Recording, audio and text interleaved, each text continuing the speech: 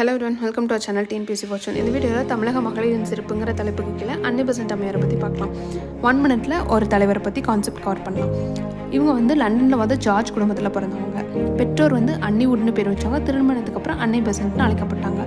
பிரம்மஞான சபை பணிக்காக 1983 இந்தியா வந்தாங்க. தலைமை பீடத்தை சென்னை அடையார்லாம் வச்சாங்க.